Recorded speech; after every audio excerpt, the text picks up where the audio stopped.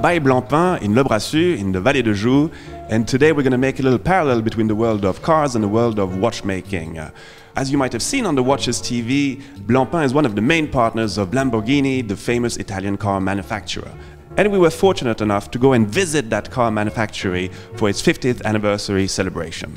Well, one of the first parallels that we can make is obviously the one of exclusivity, because we're not talking about any cars or any watches. Here, for instance, at Blancpain, this is where they assemble all the high-end timepieces of the brand, such as minute repeaters, tourbillon carousels, perpetuate calendars.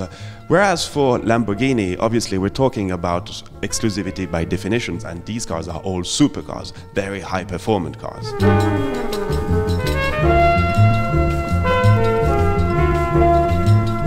The second parallel that we will go over quite briefly is really talking about the concept phase until the production phase, because in both cases it takes a long time.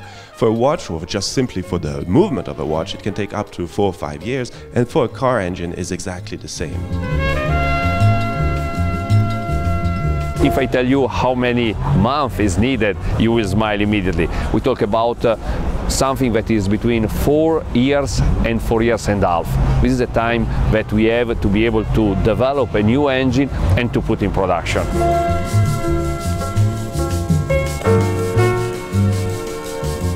The third and most important parallel that we like to make concerns the assembly, because in both cases we will have a chassis, we will have an engine, we will have bodywork, whether it's a case or a watch movement, and all these parts come in a semi-finished or finished way to the assembly line.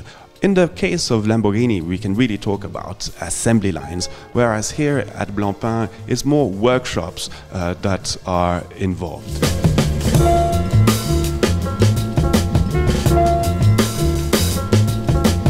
At Lamborghini, we can really talk about an assembly line, because they only have 2 lines of products. They have 2 supercars, the Gallardo and the Aventador, and each one there is a multiple combinations of things that can be done with them, but it's always the same. So you can change the color, you can change the type of interior, the type of brakes, whereas here at Blancpain, we're talking about high-end timepieces, but from all the collection of the watch brand. So there's a much bigger variety of products or timepieces that you will find here than you will find at Lamborghini. One of the main differences between the two is obviously the time it requires to assemble both products, whether it's a car or a timepiece. At Lamborghini, it will take only a few hours for a car to be totally manufactured, whereas here it can take a month for one watchmaker to assemble a minute repeater, for instance.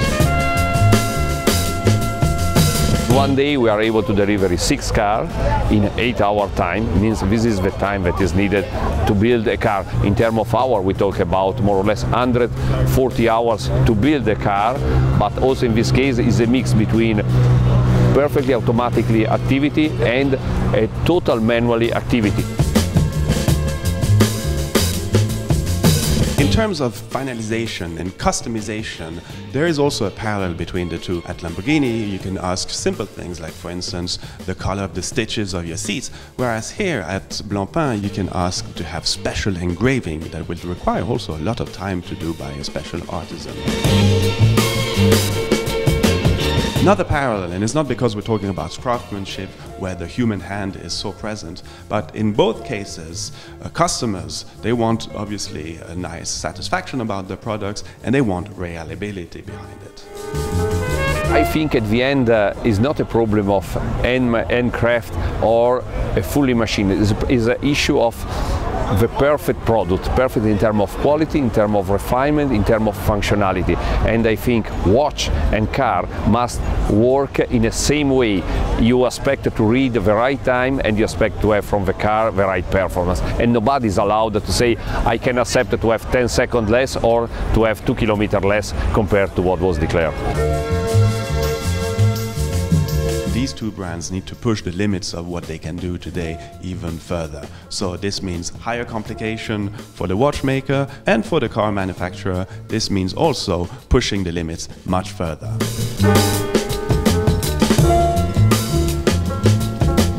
Light material for us is the future of the car, and the first element want to be like a tribute to the carbon fiber. It's a car made completely in carbon fiber with a different technology, and this is a car that we will produce in only 20 samples. Sesto Elemento is a laboratory where many of the technology used in the Sesto Elemento will be in the future applied, not totally, but in some single detail of the future car. And this is really a running laboratory of carbon fiber.